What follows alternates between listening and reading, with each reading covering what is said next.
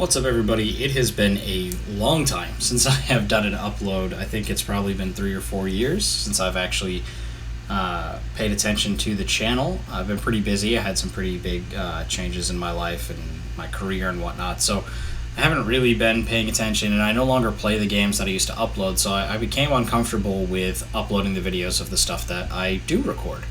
But I decided, you know what the heck, I have some time, it's the summer. I work as a teacher, so I'm currently not working.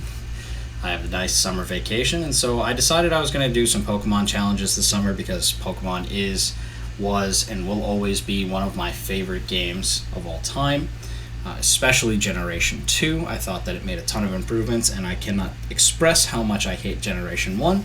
So I decided that I'm going to play through the games with some of my favorite Pokemon.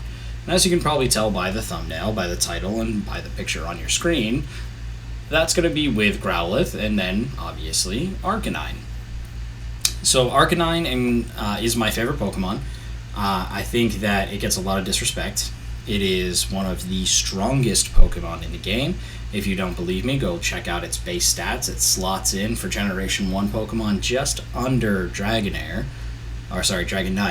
So it is one of the... It's not quite a pseudo-legendary, but it's right on the cusp of being a pseudo-legendary Pokemon. And with that comes obviously the caveat of, for the first 50 levels, you really are stuck with a Growlithe. Now, that's not terrible. Growlithe is a good Pokemon, but Growlithe is limited by his learn set. He's limited by what he can do in terms of stats. But then as soon as he evolves, he turns into an absolute monster. But you have to wait until level 50 so that you can get the super powerful move with 95, I believe, base attack, and that's Flamethrower. So with Flamethrower, because it's so much stronger than Flame Wheel in Gen 2 and certainly blows Ember out of the water, that's really one of the only good moves that Arcanine learns. You have to wait until level 50, get Flamethrower, use a Firestone to evolve him immediately in order to get Arcanine's signature move, which is Extreme Speed.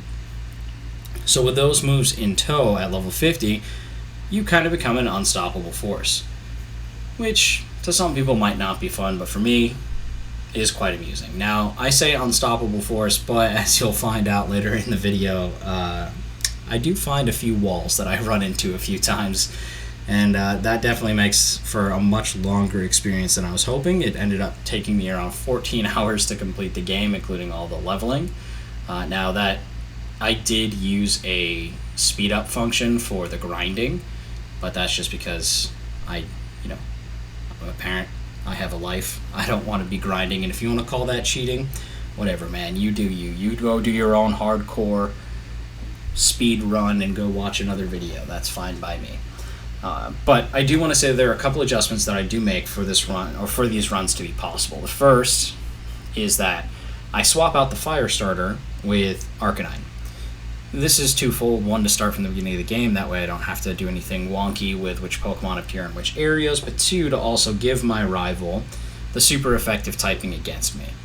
Giving them that benefit of the doubt makes the game harder on myself, yes, but that's part of the challenge, part of the fun. So I do replace Cyndaquil in this with Growlithe, so my starter is Growlithe. I start from the very beginning and run through the entire game with Growlithe and then a few Pokemon that I have to capture in order to use the HMs properly and not waste Growlithe's move pool. Second, Generation 2 has this weird quirk with the Firestone. Now, because it's so important and actually vital for Growlithe to evolve at level 50 with the Firestone in order to take advantage of both Flamethrower and Extreme Speed, you have to use a different method to get a Firestone. So in Generation 2, unlike other games, you can't purchase or find a Firestone easily.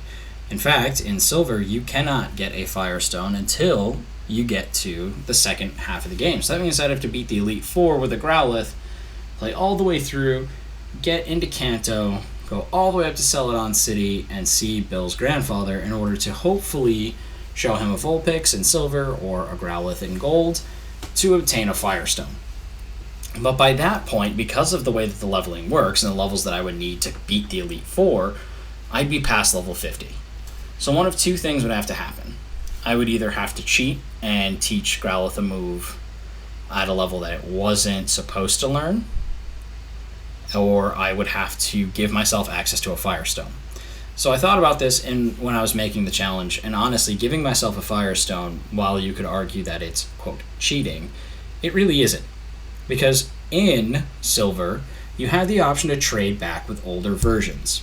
So you could go into the time capsule with Generation 1 Pokemon that only know Generation 1 moves. So as long as you don't teach your Growlithe Flame Wheel, or it's before Growlithe learns Flame Wheel, you would be able to go back into the time capsule, you'd be able to trade with Pokemon from an older version, and you would be able to obtain a Firestone in that way.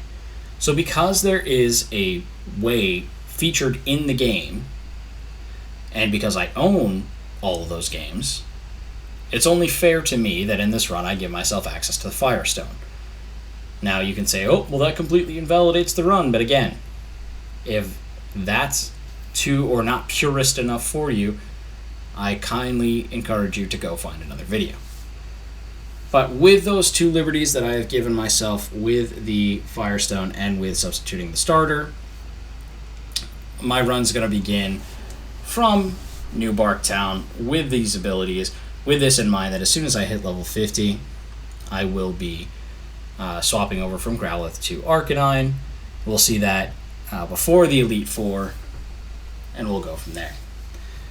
So now we're going to jump right into this video here with the first rival battle. So as you can see, as we load into the rival battle, he is going to have the Totodile. Now, this is going to be one of the things that challenges me throughout the run.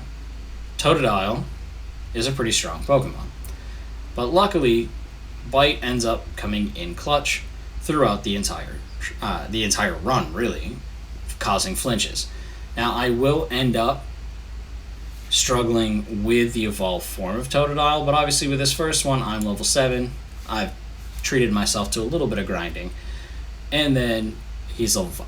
So pretty straightforward, pretty easy, right? Roar doesn't do anything, so I'm going to have to bite my way through. Now, this is really effective and the reason why I started with Generation 2 in particular. So if you're not familiar, Bite gets changed in Generation 2 from a normal type move into the new Dark typing. The reason why I don't start with Generation 1, other than the fact that I cannot stand most of the, let's call it, quirks, instead of glitches, horrible mechanics, and just overall terrible decision making that was in Generation 1, let's say that they're quirks, because that's the way that I'll be able to do it peacefully. With all the quirks in Generation 1, one of the things that we run into is the fact that I will struggle greatly with Brock. Growlithe's move pool is really limited. He's going to learn Bite, he's going to learn Roar, and he will learn Ember by the time that I reach Brock. That wouldn't do me any good. Neither of those moves is effective against Brock's Pokemon, and it's only a matter of time before I get knocked out. Now you could say, oh, well, that's part of the challenge, that's part of the fun, but that to me isn't fun. I'd rather go with something that is accessible and enjoyable. Now, I will go back and complete Generation 1, but don't expect me to be happy about it.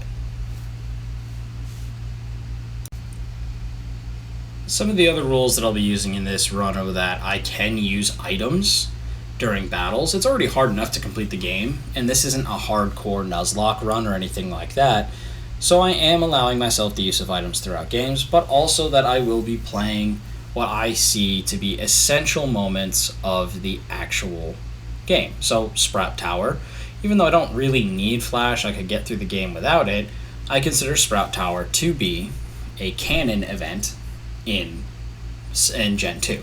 So as a result, I will play through Sprout Tower. The Kimono Girls, obviously, that you need for Surf, and that's a crucial part of the game. But with a Growlithe in tow, just like it would be with a Cyndaquil, this really is no problem. You can cut through this very simply. I mean, you have Ember, you burn down the Bellsprout, you use Bite on the Hoot Hoot, which always really frustrated me that Hoot Hoot isn't a Psychic type. I don't understand why Hoot Hoot is flying in normal. I feel like Bite should be super effective, and I kind of thought that Bite was super effective against it, because it does eventually learn the ability to have confusion. But even the evolved form isn't Psychic. If you want a Psychic flying type, you have to go with Natu and the evolved form Xatu. But again, it's a few bites here, but that gets a little bit closer than I probably wanted that fight to be this early on. I'm not looking for an early defeat. I mean, 23 health, still not worried about it. But I didn't respect the fights probably as much as I should have because I figured it would be nice and easy. So we knock out Bellsprout here. We are grown to level 12. We defeat Sage Lee, and we'll be making our way on to Falconer. Now, with the Falconer fight, Falconer in and of himself is not that good of a trainer. He's super low level, which makes the game kind of easy to start out, especially with a fire type with Sprout Tower. And by that point, I'm level 12. I'm not even full health going into this. I didn't bother going in. Bite scores a huge flinch for me there, which is crucial. I two-shot the Pidgey, I take no damage, and most importantly, there's no sand attack. Because I can't switch out, and because I'm only using Growlithe, a sand attack is going to completely ruin my ability to land hits. Pidgeotto goes for Gust and not Sand Attack, which is huge, even though I didn't get the flinch there, which I would like. That's why I'm using Bite and not Ember. The hope is that I could get a flinch to avoid those Sand Attacks. Luckily, Pidgeotto focuses on the damage. It's not able to do enough, even though I didn't bother to heal. Simple 3-hit KO, 217 experience, Falconer defeated, badge number 1 obtained, and we are on to Bugsy. Now, Bugsy, this is a pretty straightforward gym leader. I mean, it's bug type, I'm fire. You wouldn't expect there to be any problems, and there aren't going to be. Now, the one thing that could get a little bit scary, obviously, is Scyther. Now, unlike in the remake version at Heart Gold and Soul Silver, we don't have the abilities, so Scyther, this isn't the Technician Scyther that's able to do insane damage. These are just Pokemon with stats, right? No abilities. They have a weakness to Ember. I have a level advantage. Run through Metapod and Kakuna with one-shots, and then of course we get into the ace, Scyther. Now, Scyther is going to outspeed me, and this is going to be a problem that we run into throughout the run, is that Growlithe, in his base form, doesn't have good speed at all. Arcanine gets a little bit better, but not much. And so Scyther is able to outspeed me, obviously with a quick attack, but even with a regular attack. Good enough, it's a 3-shot, so I don't really have to worry about it as long as the Ember lands. It does, we move past, we score our second gym badge, but had that been Technician Scyther, had he gone with 3 quick attacks, had he gotten a crit, then maybe I get myself into a little bit of trouble, but I don't really think that this is at any point something to be worried about, and we have achieved our second badge. Before we can fight Whitney, though, we do have our second rival battle. Now, this is going to be complicated because our rival has evolved his Totodile at this point into a Croconaw. That means that I'm going to have to deal with a Pokemon that I'm probably not yet ready to beat. I have to get kind of lucky with Bite. And this becomes a key component throughout my runs, is that if I don't get a flinch, it's pretty much a reset. Now, luckily, he leads with Ghastly. Ghastly's super weak to Bite because it's the Dark type against Ghost, but also because Ghastly doesn't have great defense. That's going to be really helpful, especially later on. Now, Croconaw comes out. There's only a 4-level difference. I do get lucky with that first turn flinch. We hit with Bite again. He hits with Water Gun. Now, for some weird reason, Croconaw's pretty limited to Water Gun. Even when he evolves into Feraligatr, Water Gun is going to be his move of choice. So luckily I can tank 2 hits of Water Gun. Doesn't do anything there. But even when more powerful water moves are available, he still has Water Gun. Alright, so now he's going to send out the Zubat. I only have 13 health.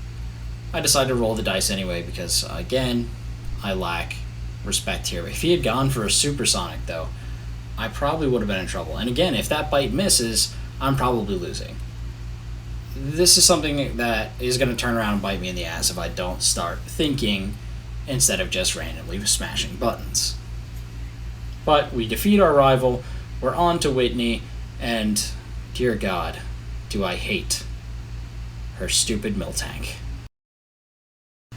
Now, if you haven't played Generation 2, I cannot stress to you how ridiculous Whitney's Miltank is. Not only is this thing got absurd stats and absurd speed, but it also knows the move Rollout.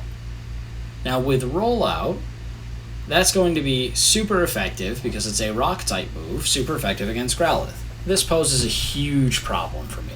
I have to hope that it misses, I have to hope that I can interrupt with a bite, and I have to hope that I can deal enough damage without Whitney healing in order to clear. So with the Clefairy, weirdly getting Metronome, or using Metronome and getting Transform, basically turns into a Ditto. Now here, at level 26, this is key. I time this well. I get Takedown. Now, Takedown has huge attack potential for Growlithe. In fact, it hits harder than Extreme Speed. The one downside, you take damage from it. But because it's such an all-out move, it's going to be one of my only hopes against Miltank. Now, I stupidly went for Ember here because my special stat at the time was pretty high, so I thought, hey, this will do some damage. And I'm not going to be able to outspeed the Miltank, so there's no way that I'm going to be able to use Bite and get it to flinch. So I try with Ember, and I pray that it's going to miss its third attempt. I realize at this point, it probably isn't going to make a difference. And Miltank knocks me out, registering my first loss in the run. Now, Miltank is an absolute menace to society. If it was easy to beat Whitney, everybody would do it on their first try. But this is probably the first time for a lot of Pokemon trainers that they run into a gym battle that is just seemingly unfair. And even more so because the restrictions I've placed around this challenge. But Mama didn't raise no quitter, so we're right back in for round 2 with Whitney. And I do get pretty lucky with Clefairy. It did get a Metronome off, but it didn't get anything super effective. I was able to defeat the Clefairy pretty straightforward. And again, I didn't do any extra grinding, so I'm going to hit 26. I'm going to learn Takedown.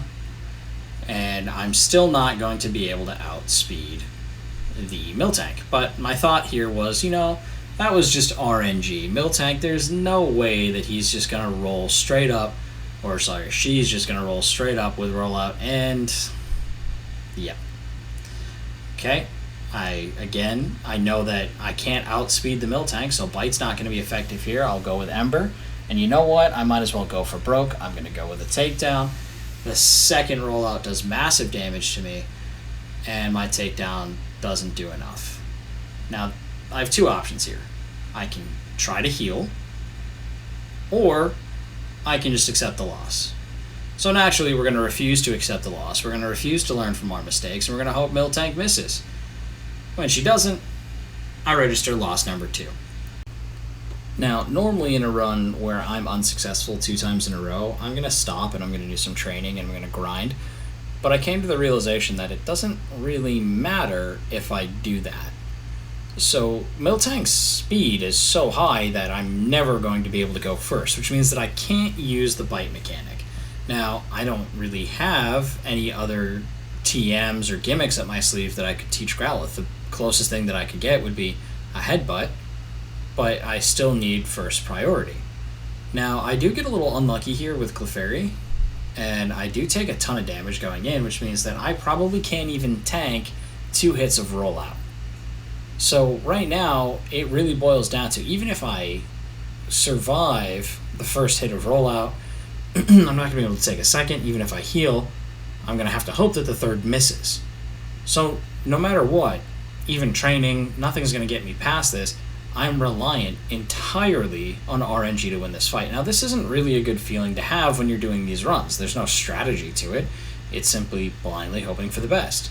And as you can see, that's what I do. I throw, knowing that it's not going to matter, I throw a takedown in, right? In the hopes that, maybe I'll do some damage. Maybe I get a lucky crit.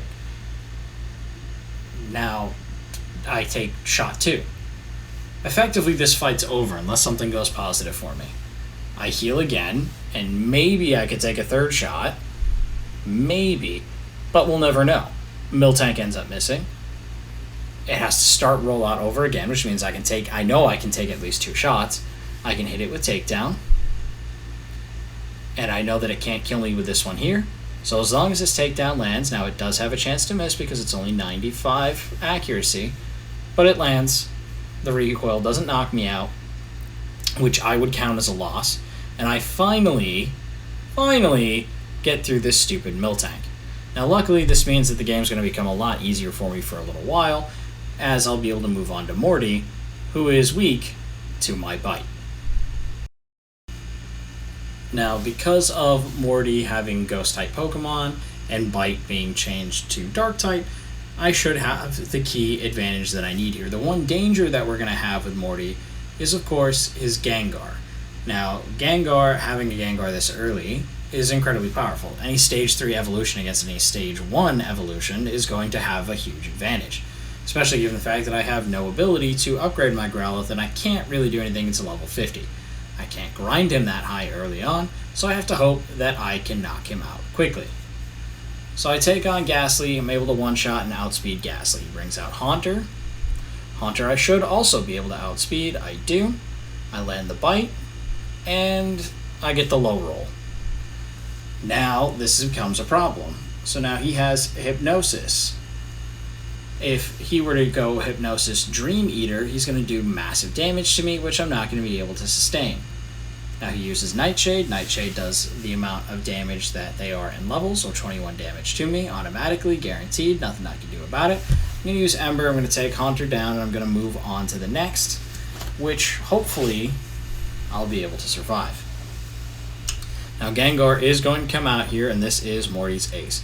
Level 25 to my level 28, and I do not outspeed Gengar. Gengar is able to hit me with Hypnosis. Now the problem is, I used my one Awakening on Haunter, so there's nothing that I can do.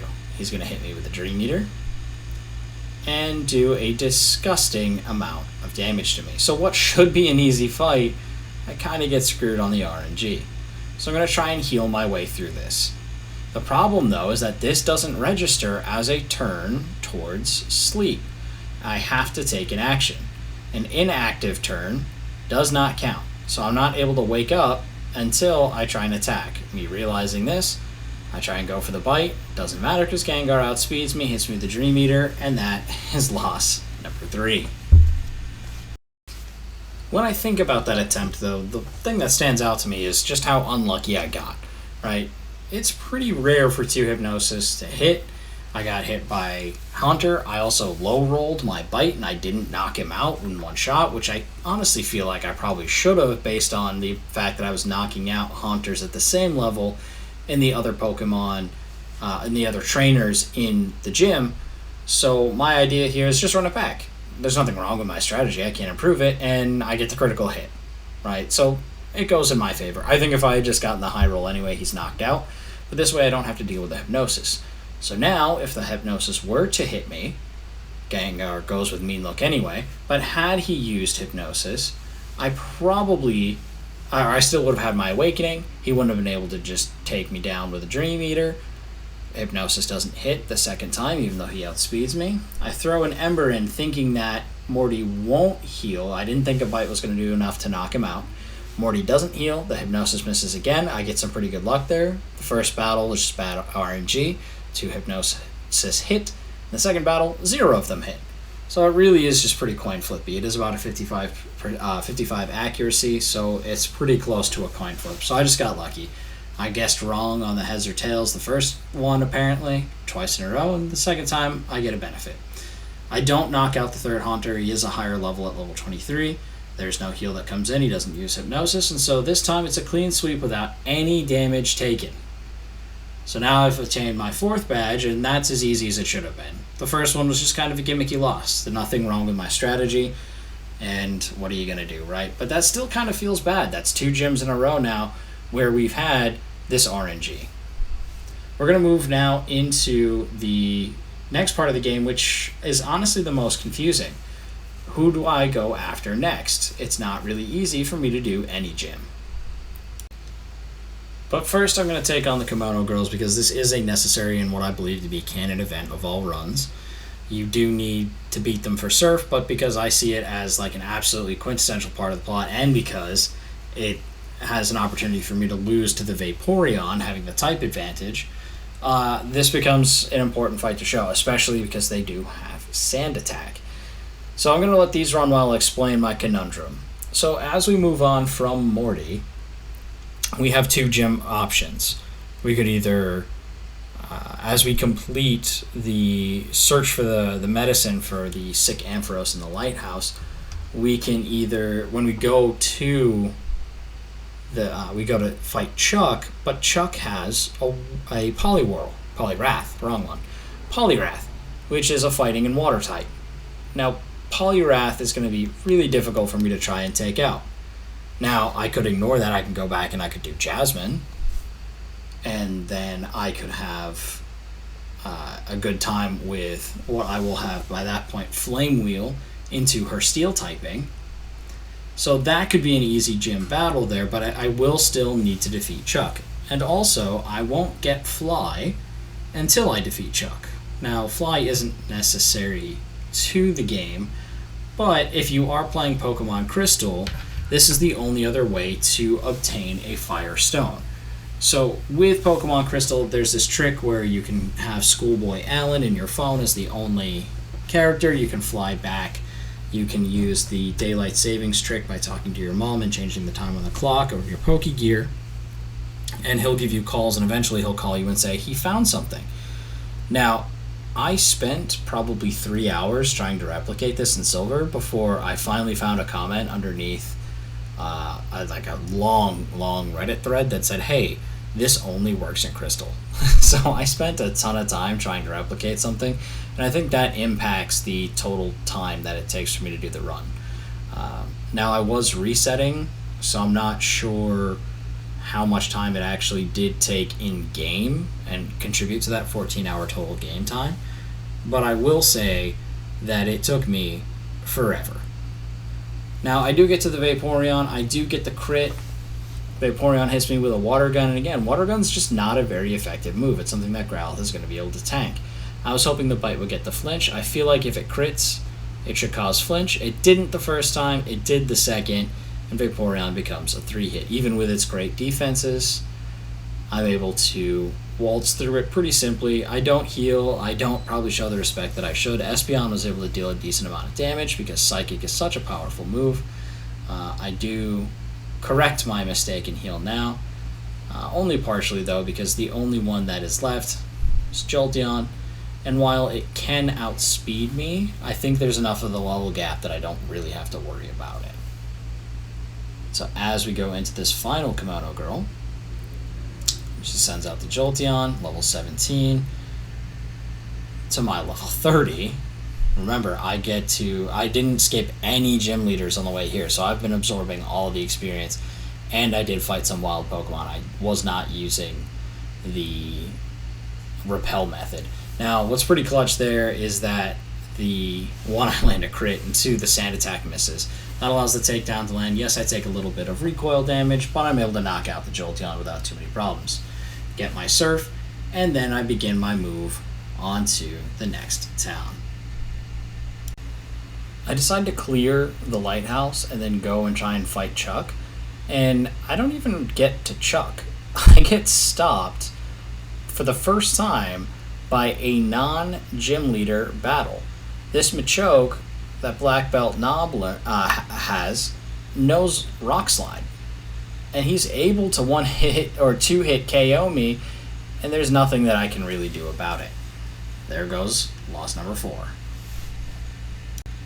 This gives me a little bit of a reality check, and I decide to kind of change my tactic here. If I can't even get past that Machoke, I'm going to need to seriously level up. I'm not only going to need to outspeed him, I'm going to need to outdamage him and potentially 2-shot him so that I can withstand 1 Rock Slide, but I can't withstand 2. So I'm going to need to be able to 2-shot him. So I go to fight Jasmine, who, as I said, is the Steel type. I am level 34, so I do have access to Flame Wheel. Flame Wheel makes quick work of the Steel-type Pokemon, especially Magnemite now that it's changed to Steel and Electric. And I'm able to secure the one-shot, even though there's only a 4-level gap, because she's going to be higher level, because she's technically the 6th gym leader. I get lucky anyway. Now, Steelix is level 35. So I'm not expecting much out of this Flame Wheel, and I'm honestly just kind of lost. This is not a good strategy. I'm not going into this logically, but it does half health, and Steelix hits me with a Screech. Now, if I fail to kill Steelix here, that Screech could be problematic, especially because if it hits me with any Rock-type move, that would be physical damage. but I'm able to two-shot the Steelix, and as a result, I'm able to secure that badge, and I have to do some serious thinking. Oh, I forgot. There's Magnemite. Usually I'm used to the ace coming out last, but the gym leaders have been pushing up the ace. I think because they know that Growlithe is the real ace. Everybody should have a Growlithe. So I one-shot the Magnemite, which is pretty melodramatic, or after the Steelix. I'm able to obtain my 5th badge, still 4 losses, and now I need to figure out how am I going to level up before I fight Chuck.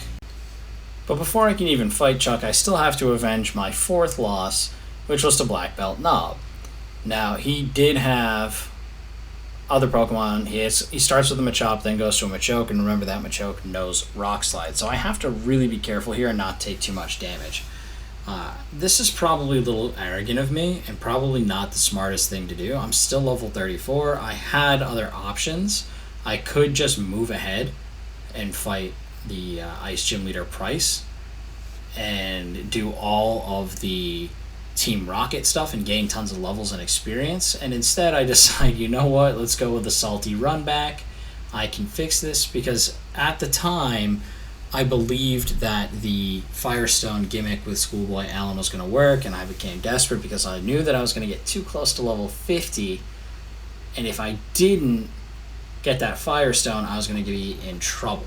So I am able to take about half of Machoke's health, and I get lucky. He goes with the Seismic Toss instead of the Rock Slide. I think I probably could have survived one Rock Slide and still two-shot Machoke, but we'll never find out. And so I am able to avenge my first and only non-gym or Elite Four or, extra game challenge loss to Black Belt Knob.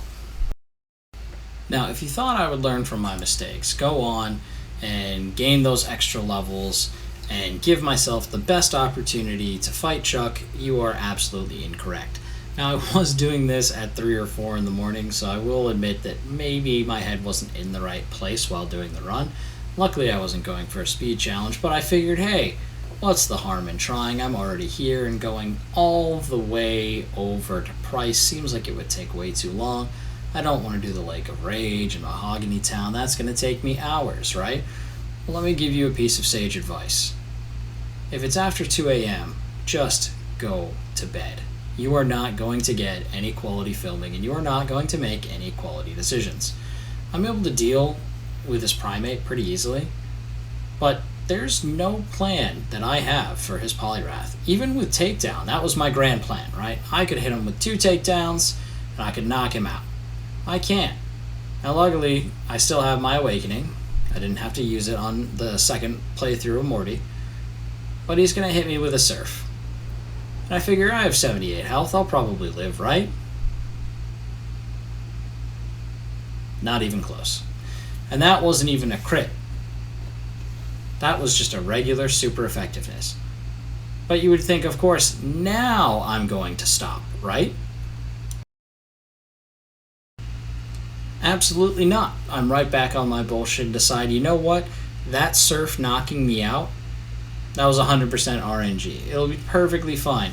And this time, I hit Primate with 1 Flame Wheel. I get the low roll, talking about bad RNG. And I hit him with a second, and it doesn't knock him out. That means he's able to get an attack off. My HP is lowered, and that means that I'm in danger of, in fact, another one-shot KO. I'm down to 72 health. We just saw me get knocked out with a Surf at a higher level. I should just reset here. But I'm still hoping that, maybe when I get to Poliwrath, he'll decide that water moves are stupid. That he'll use some sort of fighting move, or that he'll miss a Hypnosis, right? That happened before. That happened with Morty. That's perfectly logical, right? Wrong. I hit him with Takedown. I still don't have enough damage. At minimum, if I get lucky, I need 1 and 2 to crit, and probably a third, and a third still probably doesn't get it done. He needs 1 Surf. I have to hope that I survive 3 turns. Yeah, that's never gonna work. It was about that time when I just put the game down in disgust. I was mad at myself mostly, and mad at the fact that it was like 3 or 4 in the morning. And I decided to go to bed, and when I woke up I thought to myself, you know what, dude, just do the Lake of Rage. it'll be fine. Do Leg of Rage, do the Rockets, gain some levels, go fight Price. Now, theoretically, the Price battle should be easy, right? He's Ice-type. But the problem with Gen 2 is that there aren't really any pure, or that many pure Ice types. If I were to use a Flame Wheel into Seal, it's not going to be super effective. Seal is a Water type that happens to learn Ice-type moves. So with the Icy Wind, he doesn't do much damage. I get lucky that he doesn't use something like Water Gun, or, heaven forbid, Surf. He uses Headbutt and a Icy Wind. Doesn't do much damage to you. I'm able to walk through him with bites. Now, no luck there in terms of getting flinches to try and save more HP, but it's fine. Dugong, same issue, right? I can't just run Flame Wheel into Dugong because Dugong is Water type. So I'm able to use Bite. I get lucky with the flinch on Dugong, which is where I really need it. I use Bite a second time, and I get another flinch. That's huge. Now he's in range to potentially hit with a takedown, and I knock him out with a critical hit. I'm not sure that I would have gotten him if I didn't get the crit, because takedown is 90 attack, and Bite is 60, but Bite is special damage, and takedown is physical damage. And without knowing Dugong's stats, it's kind of hard for me to to come up with that idea there and know for sure. Now, Piloswine, this is one of those rare Ice-only types. So at that point, once the Dugong's down, this battle is an automatic W. I hit him with the Flame Wheel, I one-shot a Piloswine, rip, not a Mamoswine, get good. Honestly, I wish they put Mamoswine in Gen 2. I love that Pokemon too. But I'm able to defeat Bryce. I have 6 losses and 6 badges. So now that I've gone ahead and gotten all the extra XP and gone as far as I can with the game, I have to go back and fight Chuck. I have no options here. So I can't advance forward to go to Claire in the final gym because I need to do the Rocket in Goldenrod Radio Tower mission, but that doesn't queue until you have 7 badges. So there's no more escaping, no more running. I am a little bit stronger now. I am level 42. I do have agility. I set one up because I want to make sure that I completely outspeed the Poliwrath. No chance. I don't know why I didn't just realize, hey, I could do that earlier. I knew that I could outspeed the Poliwrath anyway. Primeape doesn't do any damage to me, luckily, but he does lower my defenses. Now, that shouldn't matter as long as Primeape doesn't get an attack. He gets a Karate Chop. Luckily, it doesn't crit. That's huge for us, because I should, now with the increased health and increased special defense, be able to deal with at least one Surf. And because I have higher attack, I may be able to two-shot Poliwrath. So I come in, I use Takedown. Poliwrath is reduced to half health. Now I have 78 health left. He goes for Hypnosis. Finally some good RNG, but guess what? I miss. He goes Hypnosis again. He misses. I land my second takedown. I knock out Poliwrath. And that was the RNG I was hoping for. The last 2, 3, however many times I fought Chuck. So now I finally clear this guy. I'm on to my 7th gym badge, and I have to go deal with the Goldenrod shenanigans before I can go for my 8th gym leader. During all the rocket shenanigans with the radio tower, you actually have your 3rd encounter with your rival. And by this point, his Croconaw has evolved fully into the Feraligatr. And this is where I would be a little bit worried. He throws out the Golbat, level 30. I'm at 44. I'm able to hit him with that Flame Wheel, and hopefully I can one-shot his Golbat. That would be a good way to start, because if I get Confuse Raid, if I have to deal with... Oh, there it is. Confuse Ray is obnoxious in Generations 1 or 2. Now, they lower the probability of you hurting yourself in later generations, but in Generations 1 and 2, it's 50%. Now, I do guess right on the coin flip there, so that's awesome. I'm able to two-shot the Golbat, but we're going to run into a little bit of a problem. I'm still confused, and I'm fighting Feraligatr. A level 32 Feraligatr, and I hope that I can land without... Oh, nope. Damaging myself. But still, Feraligatr goes with Water Gun. By this point, it's really silly for him to have such a weak attack, right? If the 5th gym leader can have Surf, why is Feraligatr relegated to Water Gun? Now, I guess wrong. Confusion damages me. I get to 7 health. But again, thankfully, I can use items. This isn't a hardcore Nuzlocke run. I'm not limited in what I can use. It's already hard enough with the type disadvantages. I don't have to make it any more difficult. Now, Water Gun's not going to run out of PP at most, or I think at least it has 25. So there's no way that I can heal through it. I just have to hope that I can fight through the confusion. And for the 3rd time in a row, I get damaged by confusion. Water Gun lands again, and I'm in danger here of loss number 7. I'm going to heal one more time, bring myself back to full health with a Hyper Potion, and hope that finally this stupid confusion wears off. He hits me with Water Gun again, takes out a good chunk of my health, and at this point I've just decided I'm going to fight. I figured confusion had to be up. It's usually 5 turns. I think that was turn 5. I hit takedown, he hits Water Gun. Now it's a race to see who will be knocked out first. If I hit a takedown here, I should be able to knock him out. I land my takedown. I don't knock him out. He hits me with Water Gun. And there's loss number 7. Again, nothing wrong with my strategy here, just really, really bad luck. So I'm going to run it back yet again. When you think about that last battle, it really was just bad luck. Right? Golbat is able to hit me with a Confuse Ray, which doesn't have great accuracy. It lasts the maximum amount of turns, and I get damaged 4 out of the 5 turns.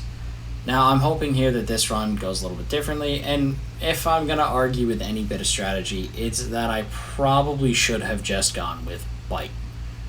But I'm able to clear through the Golbat with 2 Flame Wheels.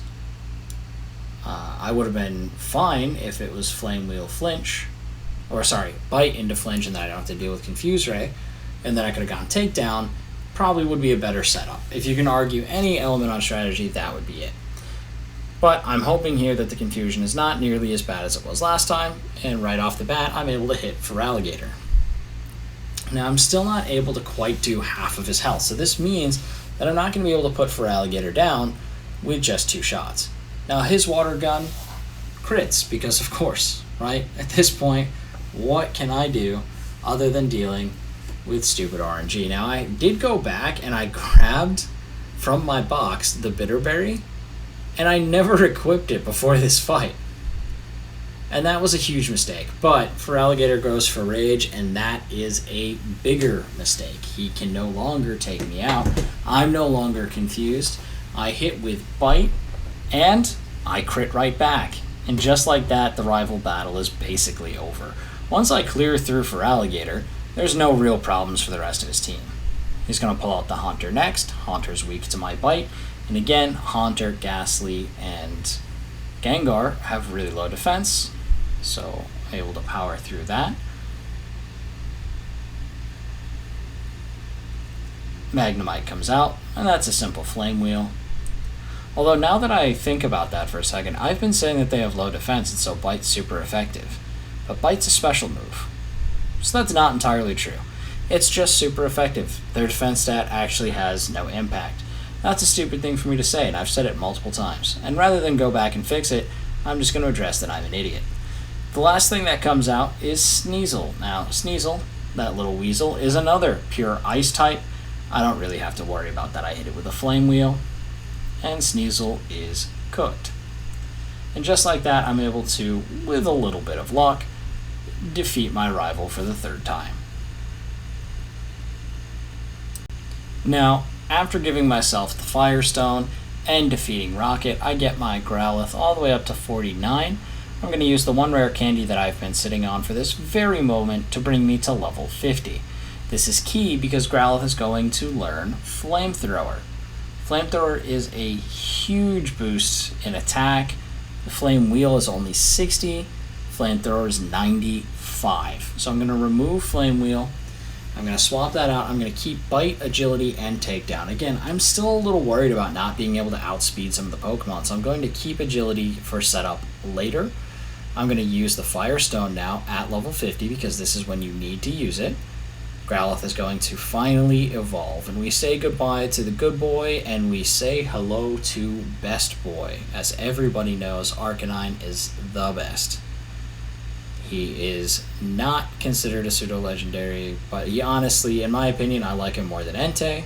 I know that's controversial. He's really, on paper, not as good, but I don't know, he's better. I'm going to swap out Takedown for Extreme Speed. Now, there's going to be a little bit of controversy. There are times where I probably could have used Takedown. Takedown actually deals more damage than Extreme Speed, and Extreme Speed only has a PP of 5.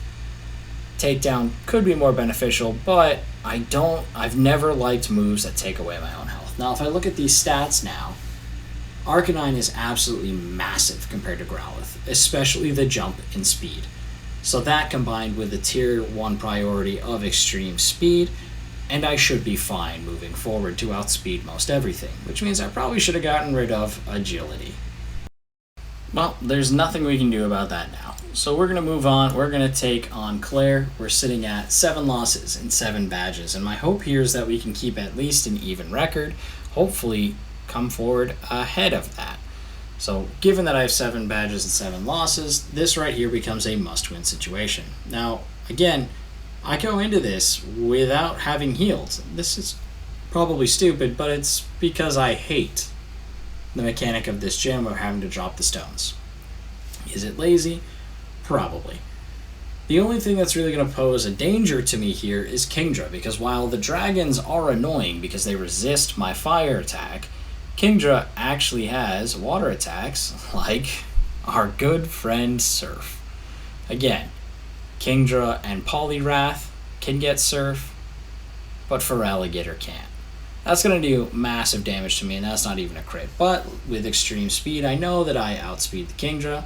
I can 2-shot the Kingdra, and now it's just about worrying about Dragonairs. Now, Dragonair, I can 1-shot with Extreme Speed, but I only had 1 left, and there's still 1 more Dragonite for Claire. And that Extreme Speed lets me down. I low roll, I don't 1-hit KO the Dragonair, and so I'm going to have to hope that I can survive, and I do. And I'm fully paralyzed, so at this point, I have to cut my losses, use the Hyper Potion. Now, this is where being able to use items comes in clutch, right? If I don't use the items here, I'm probably dead. Dragon Breath doesn't do much damage. I'm not worried about taking another hit. So I go for Bite. I wait patiently. I take the Bite, not Crunch. I wish I had Crunch. I level up to 52. I'm still paralyzed, which means I'm slower, and I don't have Extreme Speed to ignore that lower speed. I could probably have used Agility, but that seems a little bit silly. So I'm going to go with Bite again. They're going to hit me with Dragon Breath. And crit, but still, Arcanine is just so tanky, and the level difference is just too great at this point for them to really do anything about it.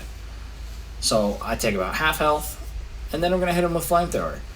My logic here was that Flamethrower is not going to do a lot of damage, which will prevent Claire from healing, using a Hyper Potion or something like that. And then I'll just Bite again. Except for the fact that Flamethrower is so overpowered that even though it's not very effective against dragons, I'm able to knock out Claire.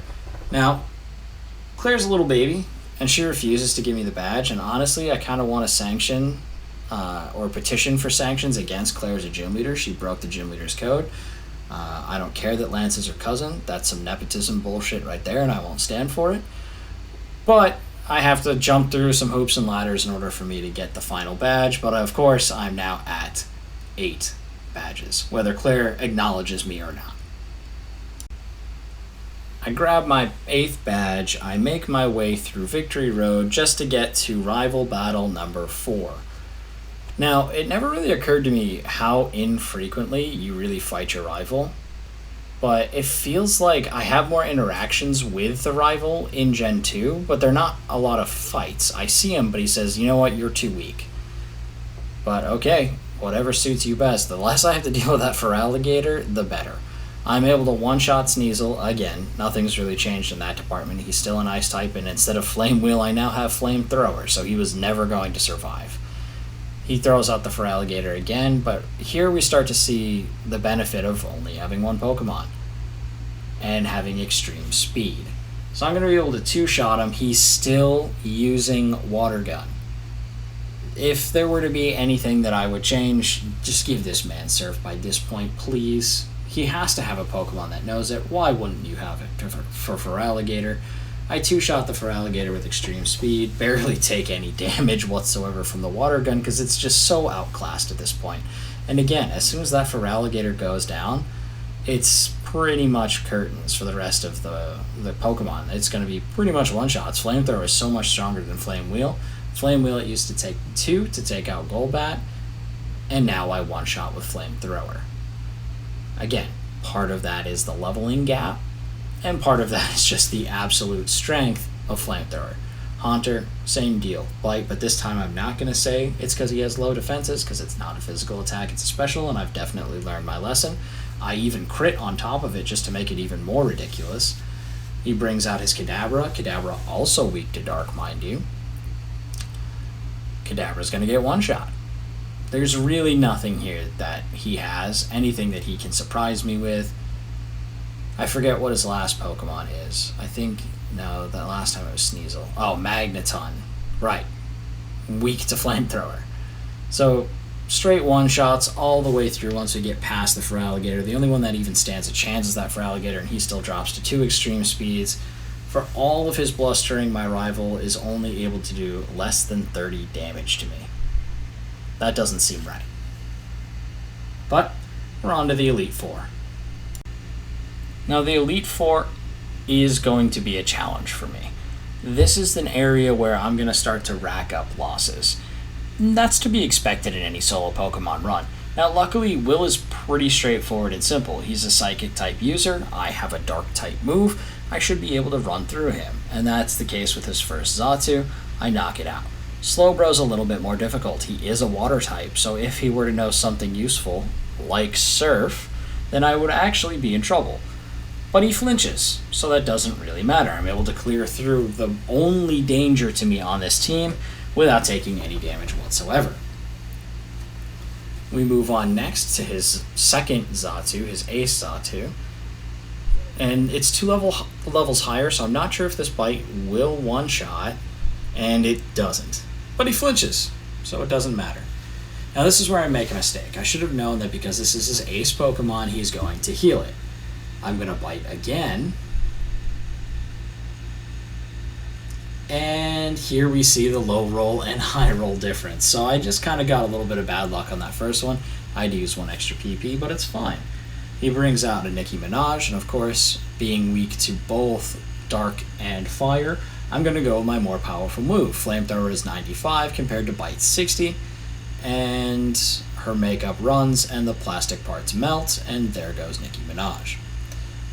Last but not least, he's going to send out an Exeggutor. Same difference, right? He's got Psychic, he's got Grass, he's weak to both. I'm going to take the more powerful option and burn my way through.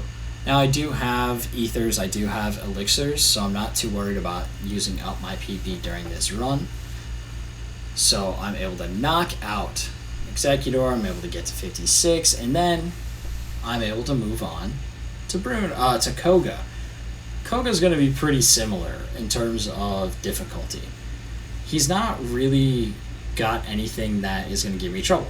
I didn't take any damage from that battle, so I can move on without healing. And when I run into Koga, which I gotta say, it's pretty cool that he goes from a gym leader into the Elite Four, not just the lowest level of the Elite Four, he's actually the second Elite Four. So good on Koga, way to get some promotions. Good for you, working hard in just a couple years, he's moved up in the world, attaboy. He sends out an Ariados. Ariados is Bug and Poison. And I'm just gonna burn it down. Flamethrower for the win. Goodbye, Ariados. The one thing that's frustrating is when you get to this point is how slow it takes for Pokemon health bars to go down. I feel like it takes way longer than it should. You know I'm gonna kill him. Just let me kill him.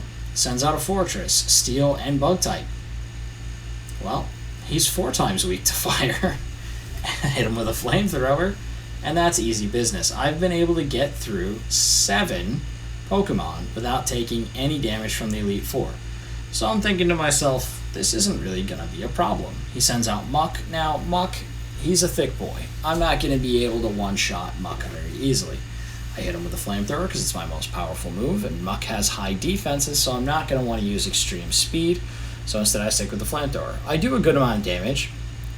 He puts on acid armor. He raises his defense, so of course I'm not going to use anything other than a special attack. So I might as well just use a second flamethrower, burn through my PP now, raise it with an ether later, and don't have to worry about it.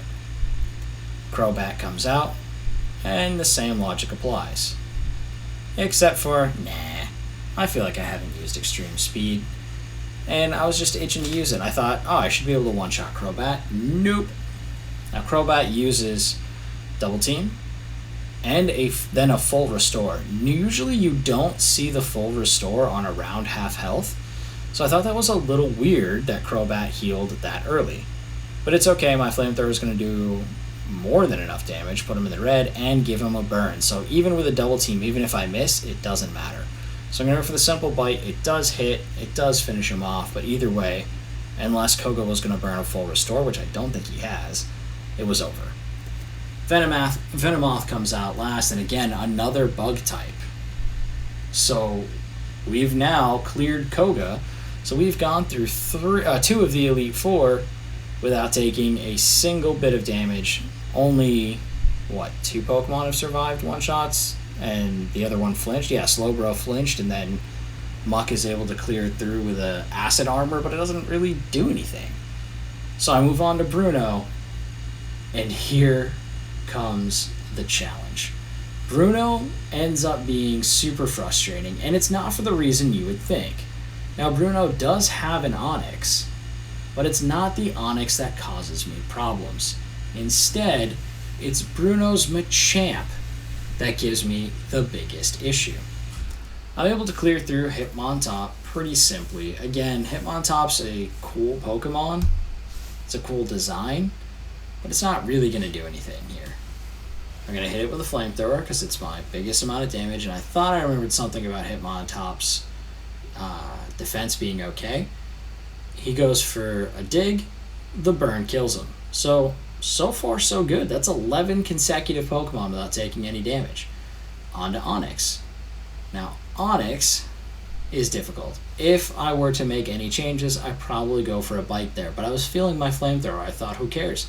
Flamethrower put down a dragon, and it almost put down Onix. However, Onix is able to get the Sandstorm off. And this is going to be annoying, because while he doesn't take any damage from it, I'm going to. And that little tick of damage every now and again is going to add up, add up, add up. Next, Bruno brings out the real problem, Machamp. The Sandstorm is going to hurt both of us, but I'm actually fairly weakened now. I'm going to go with the Flamethrower. I'm going to hope that I do some serious damage. And yeah, that's not half bad. I almost one-shot, but not quite. Cross Chop lands. Doesn't really do much. Now I was hoping, fingers crossed, the Sandstorm knocks out the Machamp. But he lives with 1 health. Then I go for the bite. This was a huge mistake. I should have probably hit with extreme speed or just gone with another flamethrower. But my thought was, there's no way that he gets knocked out in 2 shots. I'm looking back at it in retrospect, I'm wrong here. The flamethrower is not going to be enough a second time. Lives with literally 1 HP, and the cross chop is going to knock me out. For loss number 8. Now, you might notice that it now says 9 losses at the top. This is actually the 3rd fight with Bruno. In the interest of keeping anyone who's still watching's attention, I decided to omit the 2nd fight. It was honestly pretty RNG. He got a crit on the cross chop, and it took me from full health to no health. And wasn't really anything interesting. So I go here trying to stop Hitmontop with a dig. I was hoping I would get a flinch. No such luck. Now I'm going to, instead of burning an ability, I'm going to use agility here. Just in case I'm able to get through his Machamp. I wasn't sure if anything was going to be able to outspeed me. It didn't seem likely, but rather than waste a turn or waste a useful move, I'm just going to use the agility there. Probably the only time that I end up using agility the entire time I have it. I thought I would set it up more, but with extreme speed, anything that outsped me just didn't really become a problem. So now I'm going to use Bite here, because I know Flamethrower won't do it, and Bite gets an absolutely massive chunk of damage on Onix, but Earthquake. If he had just used something else, I'd probably be in better shape. The second Bite is able to knock him out, but I'm pretty low health going into Machamp. Now, a single Cross Chop with a crit here is enough to knock me out. I know this, so I have to go with Bite. It's not very effective, but I get the flinch. Run it back again. Now, if I had Headbutt here, this would probably be helpful, but I get 2 flinches in a row. Again, very unlikely, but sometimes RNG is helpful. He hits me with a Cross Chop, and I live with 2 HP even with the crit. He gets a low roll on the crit, and honestly, one of the most ridiculous things I've ever seen. I'm then going to take my Hyper Potion, if I can find it. There we go. I'm going to use my Hyper Potion. I'm going to heal back to full, and I'm going to hope that he doesn't get a huge Cross Chop crit again with a high roll, because that would put me right back down to almost knocked out, if not completely knocked out. That move is ridiculous. That's a regular Cross Chop. 55 damage. I get the Flamethrower. Now this shouldn't be enough to knock him out. Ooh, looks like I get the high roll. I get that. When you see that little extra tick, that always to me, that could just be a coding thing. But that to me seems to me, the only reason I knocked him out is because I got lucky on the roll there. I get to Hitmonlee, who does not outspeed me. He was the one I was worried about outspeeding, but remember, I have that +1 stack on agility. I probably could have used extreme speed here and been okay, but he hits me with a double kick, doesn't do much damage, and the burn brings him to literally 1 HP. But because he's not the ace, he's not going to get any healing. I get up to level 57. But I learned my lesson the second time around. I'm not going to hit Hitmonchan with just a Flamethrower, because on the off chance that Bruno decides to be clever, I really don't want to deal with Machamp again. I just don't want to. I hate Machamp. Now, I feel like it's really not strategy. Again, the times that I've gotten through this run, it's been with luck. So even though I have 9 losses here, just to 8 badges, I am finally through Bruno and 3 members of the Elite Four. Now this is fine. I feel okay. But we're going to run very quickly into our next issue. And as always, millennials and their problems end up with Karens. Now, Karen shouldn't be too difficult on paper. She's a ghost type. I know Bite. But just like with the Morty fight back in Ekritique, I'm going to run into a problem with a Gengar. Gengar just outspeeds me. It's too fast of a Pokemon. No matter how much I level up, it's not going to do anything. And if the Gengar lands a curse, it's pretty much curtains for me. If she brings him out second and lands the curse, that's 25% of my HP per turn, and then I'm in trouble. I hit Umbreon with a Flamethrower.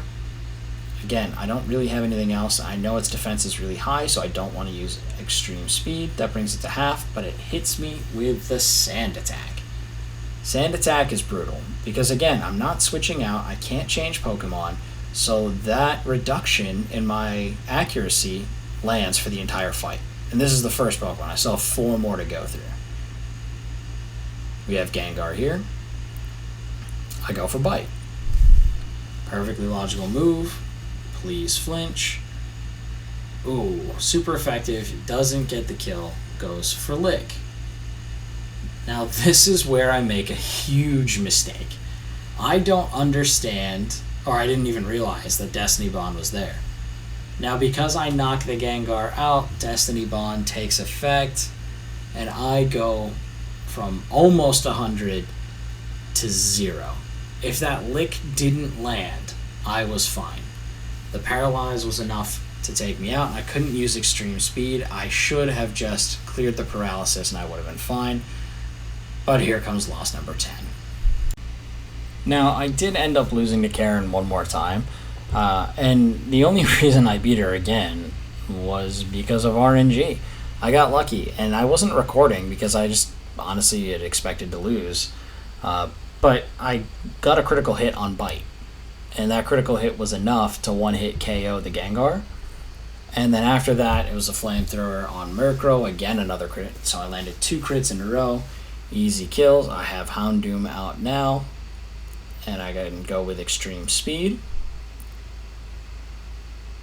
That brings him down to just barely alive.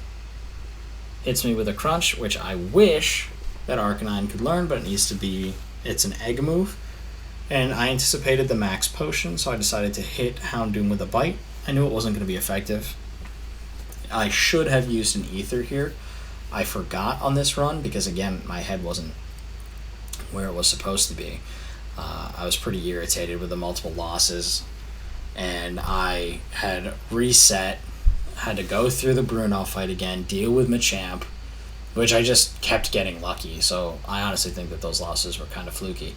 But I am able to kill the Houndoom, and I'm left with Vileplume. Now, I would love to have Flamethrower here, so I end up deciding, you know what, Vileplume's not really going to do anything against me. I'm going to heal. I'm going to go back to my bag the next turn.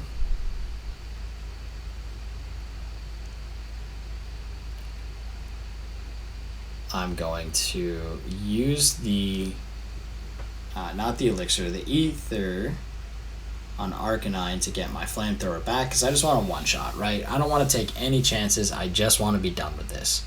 I have fought this woman a bunch of times. I got stuck on Bruno, then I got stuck on her. I have 11 losses now, 3 losses to the Elite Four. Really frustrating. I haven't even gotten to the champion, and to be honest, I didn't like my chances against the champion either. I was in a really negative headspace, and I was just like, I'm just going to keep button mashing. Vileplume's able to hit me with a couple Petal Dances. I probably should have gone to my pack for a 3rd turn and removed the Paralysis, but it doesn't matter. Once that Flamethrower lands, it's curtains for Vileplume, it's curtains for Karen, and I'm on to Lance. And this is where I actually end up getting my first huge breakthrough in what I thought was going to be a challenge. Lance was honestly surprisingly simple. You'd think that a guy with 2 Pokemon that are super effective against me, in the Gyarados and the Aerodactyl, would be able to completely destroy me.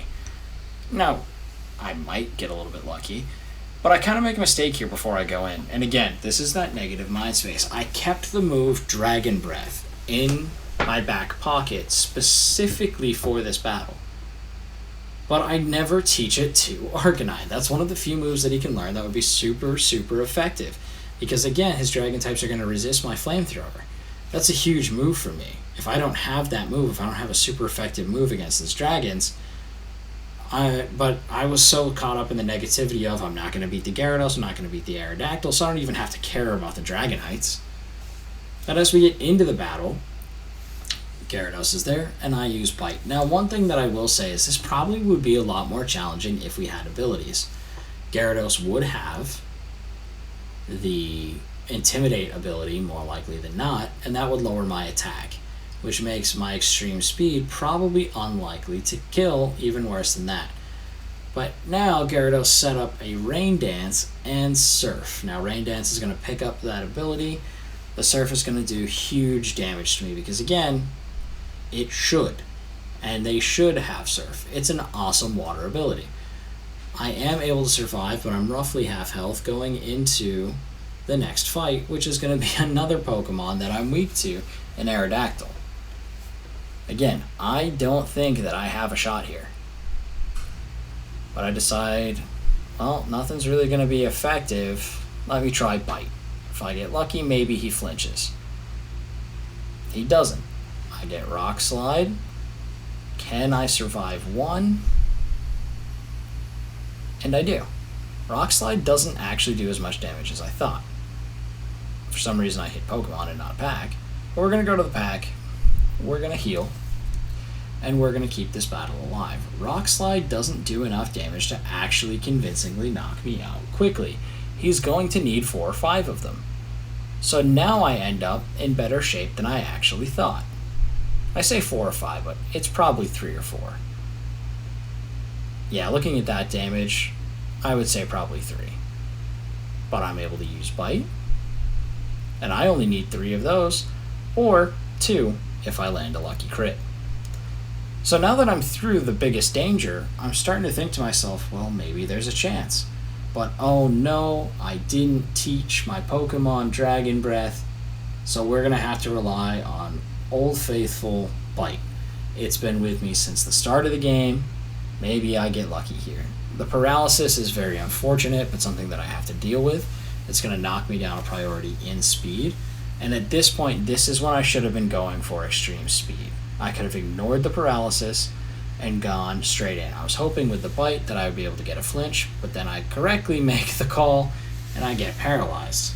But Dragonite goes for Hyper Beam, and that should be curtains, except for the fact that I have massive defense as Arcanine. And Hyper Beam, despite it looking like a Kamehameha and something that should be a special, is a regular physical attack.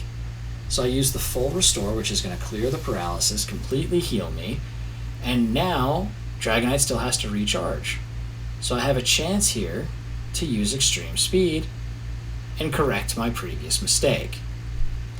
I'm able to knock out the Dragonite, and now I have a formula to beat all of the Dragonites. I know that it's probably going to take me 2 or 3 attacks. I'm going to start out with Bite because I still outspeed as long as they don't paralyze me. And that Bite causes the flinch. I'm going to set up a second one so that I can knock out with the extreme speed. He flinches again. And now I'm in the driver's seat. We still have the best Dragonite left. This is level 50, so I can't guarantee that the same method will work. And there's still also the Charizard. Now Charizard, I'm not really worried about, right? He's a fire type. What's he going to do? But I do want to hold on to my extreme speeds for the last Dragonite. He hits me with Wing Attack, which is the only thing that's going to be remotely effective, and it still doesn't do damage because that is a physical attack and I have massive defense. I Bite a second time, no luck. He hits me with Hyper Beam, and it does nothing. However, I know that I have a turn now to burn, and I want to make sure I put myself in the best position to succeed. So I can Hyper Potion up. He has to recharge. I can Bite one more time. Charizard's down for the count. And I'm full health going into the final Dragonite. And so it comes down to, can I, at level 58 Arcanine, with extreme speed, defeat a level 50 Dragonite? I'm going to try the same method. Set it up with 2 bites because it looks like they're doing good damage. I get the flinch. I don't get the second flinch, and he goes with Outrage. Now, Outrage does a massive amount of damage because it crits. Again, not taking chances here. I'm going to heal up again. I know that he's going to use Outrage a second time because that's just how the move works. He hits me with Outrage. I have to hope that it doesn't crit again. And it does. That makes me think that it kind of works like Fury Swipes. I think all multi-move turns, if it crits 1 turn, it crits 2 turns, which is really frustrating in Generation 2. But that's okay, I can just heal. He is now going to be confused. Hopefully he damages himself. No luck, but he uses Hyper Beam, and this seals his fate. At this point, I can start celebrating because I know that I have 2 turns. I'm going to use 1 turn to set up the Bite, get him low. Then I'm going to use an extreme speed and go for the kill. And that's curtains for Lance. I have defeated all 8 gyms. I have defeated the champion. But if you have played Gen 2, you know that we are still nowhere near finished. We are about halfway through the game because we still have to go back and clear Kanto. Now, in the interest of time, I'm just going to skip ahead to the important stuff. Suffice it to say, the Kanto gym leaders, it's not really anything surprising. They have a few new Pokemon, some better leveling to accommodate the late game, but it doesn't matter. I'm still disgustingly overpowered because all of the experience is funneled onto Arcanine. I'm level 68 at this point by the time I'm fighting Gary, the 8th gym leader. Or I should say Blue, because he's not Gary, but he'll always be Gary in my game. I don't care what anybody says. I get unlucky here in that I don't two-shot the Pidgeot, but I do get lucky in that he doesn't use Sand Attack, so I don't have to worry about that. The real battles that matter here are against Blue, and then, of course, against Red. Blue has the most challenging team for me because of this Rhydon. Now, I can't use Flamethrower, but my Bite, because it's not normal type, does huge damage. The Sandstorm is going to be annoying, just like it was when I dealt with Bruno. But I am able to deal with his Rhydon fairly effectively. I am not able to two-shot him. I was hoping maybe the first one was a low roll and I would get a high roll and we'd be fine. But all he uses is Fury Attack, but that's one more turn for the Sandstorm to hit me. I come back with... he withdrew, and oh shoot, now I'm using a Flamethrower against a Gyarados. Great. So the Gyarados and the Rhyhorn are my biggest concerns. But Flamethrower is still pretty decent. It does some good damage. But Gyarados is also going to be weakened by the Sandstorm. So even with me using the wrong move, I'm able to swing in with an extreme speed, and Gyarados manages to survive. If that Hydro Pump had hit, I would have been done. That Hydro Pump would have killed me.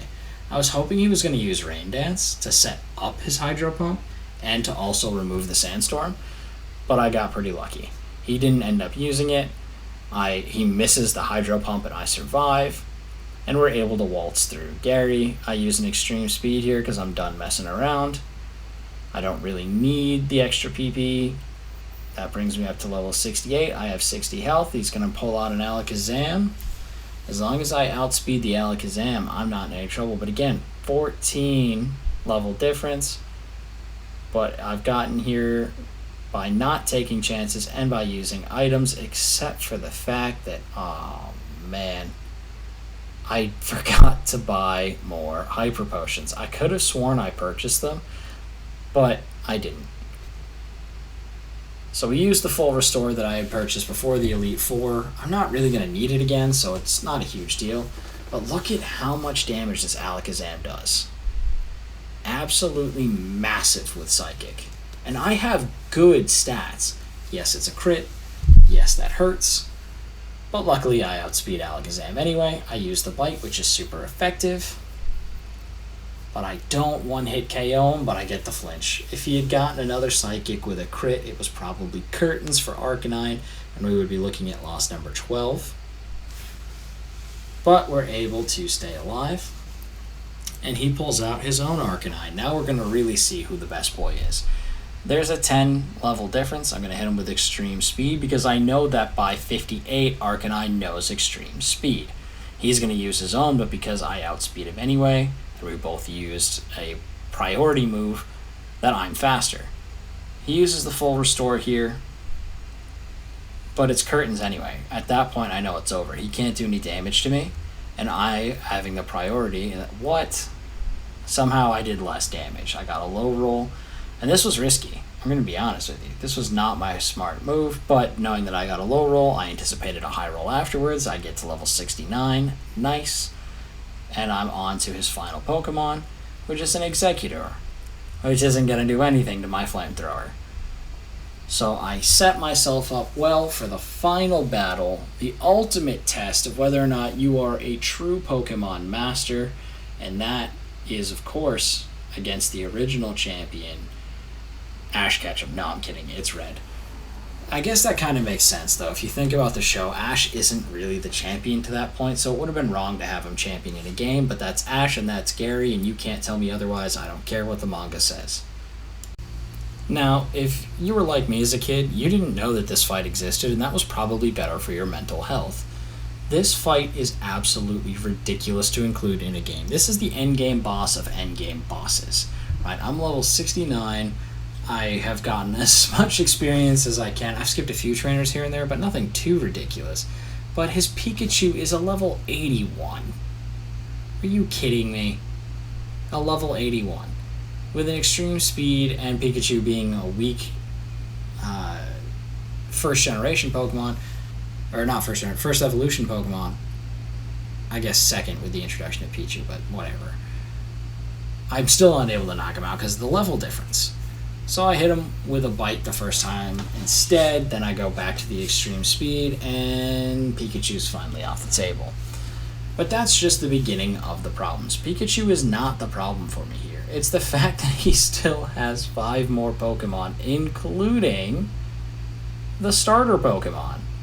And one of those starters is going to be Blastoise. And unlike Feraligatr, who only for some stupid reason has Water Gun, his Blastoise does not mess around. But I don't even really have to worry about Blastoise because Espeon deals so much damage. I'm really hoping with the bites here, not only are they super effective, but that I'm going to get a flinch. I get nothing. Instead, I get blasted by 2 Psychics for most of my health. Psychic Pokemon are disgustingly broken in Generation 1 and 2. Now at this point, I know I've pretty much lost. I can heal, but I have 4 Pokemon left to fight, and I'm about to go toe-to-toe with a Blastoise, and I have 24 health. So the first thing I'm going to do is heal. But no matter if I heal or not, I still have to deal with Blastoise. I don't have an answer for Blastoise. In later generations, you can use, I think, you can use Thunderfang. And Thunderfang is great type coverage. I could absolutely knock out a Blastoise with Thunderfang. But Blastoise, again, unlike Feraligatr, knows a real water move. And is also significantly higher than me in level. He's level 77. So I'm going to sit here and watch my health disappear. And I'm thinking to myself, great, that was a crit. Nope. So there's nothing, absolutely nothing that I can do here. I am dead. And so I'm going to have to do something that nobody likes to do, but something that is super common in the early generations, and that's grind. Now I'm not going to show you the grinding montage, because that's awful, but I'll just show you the results of my grinding. So I jump right back into a battle with Red after grinding. I've got 12 losses now, all 16 badges, defeated the Elite Four, but this game's not over until I defeat Red.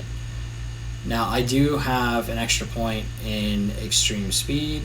I can't remember if I had that in the last fight or not. But either way, I'm up to level 80 now. I did use a rare candy to polish off into level 80. I figured I would cap myself at the same level as Pikachu. It'd be broken if I gave myself level 100. But I wanted to see if level 80 would do the trick. My hope was that I could survive 2 Surfs from Blastoise with another 11 levels. Now this is where I get a little bit unlucky. Reflect is going to cause a problem for me. This raises the defense of the entire team, and I don't have any way to break it. So the only moves that I can use against Blastoise are physically based, because I still have not taught anything other than Flamethrower to my Arcanine. I do kind of forget, and I still keep forgetting, and I will always forget that Bite is a special move, and I probably should have been leading off with that. I did use Extreme Speed. The Bite gives me that flinch, but he sets up a Rain Dance. Now, I don't know if I can survive a Rain Dance Surf. Even with my added levels, if I survive, I'm not going to be able to tank 2 of them. And look at my health bar just disappear. That's insane. Not even a crit. Did basically 250 damage, but luckily Reflect faded, so I go all in on the extreme speed and I'm able to knock out Blastoise. Because he's no longer getting that defense boost, I go for my strongest defensive attack, offensive physical attack, and now I'm left with Snorlax. Now Snorlax I don't really have a great answer for. But I know that Snorlax isn't really a huge damage dealer. He's mostly a tank to absorb damage. So I can take my first turn and just heal. Right, get myself back in a position for the final push. Once I've gotten past that Blastoise, you'd imagine that I'd be on easy street. Snorlax has Body Slam, which does decent damage. I'm able to hit him with a Flamethrower. Luckily, I didn't throw an Agility at him, because if I can't outspeed a Blastoise or a Snorlax, what am I even doing here? I have the hiccups. Sorry about that if you hear that in the recording. I hit him with a Flamethrower. He hits me with a second Body Slam. And even though Snorlax isn't a primary damage dealer, he's still pretty beefy. Now, I should be able to survive a third Body Slam, but I'm really banking on Snorlax going to sleep. Because, that's literally how you're supposed to play Snorlax. Put him to sleep and use Sleep Talk. But he doesn't do that. So instead, I just use three Flamethrowers. I eat the Body Slams and get that last tick. Again, it's my headcanon that that's the high roll, and it's just taunting me. That may not be the case, but we have Charizard. I'm not too worried about Charizard. There's not a lot that he can do to me here. So again, I can just heal in his face. Now, one thing I didn't take into account with the leveling up was that I would need max potions, not hyper potions. Now, normally in the game, I don't have to do anything more than a hyper potion because I don't have much more than 200 health. I have 281 health. But again, it's Charizard. I don't have to worry, right? And of course, he crits with Flamethrower. Does half my health, but I want to see how much damage I can do with an extreme speed. And I get a crit, but it doesn't knock him out. He hits me with Flamethrower again. Even if this crits, it's not going to put me down. Yeah, does a little bit of damage, but even if I were to miss that extreme speed, because again, it's not 100% accuracy, I'd still be fine. This leaves him with one Pokemon left, and it's Venusaur. Now, logic dictates that I just hit Venusaur with a Flamethrower, right? But we don't take chances. If there's one thing I learned in this run, it's to stop making stupid mistakes by assuming that I will always defeat the Pokemon, that I will always hit. I need to take the chances to use the items when I have them. Venusaur goes for Solar Beam. I have Flamethrower. Venusaur has Dead. And finally, mercifully, I have finished this after 14 plus hours of gameplay. I have finished Pokemon Silver, Arcanine solo run. Red is defeated, still doesn't say anything, disappears without a word, and the credits roll. Thank you so much for watching. If you managed to stick through this video for the full hour and a half runtime, I salute you. If you want to see more content like this, give me the old thumbs up. Let me know in the comment section below. If you want to see something different, let me know, because I'm open to suggestions. These runs are fun for me, so as long as I think it's something fun, I'm probably going to try it. Okay, thanks again for watching, and hopefully I'll upload again before another 4 years passes.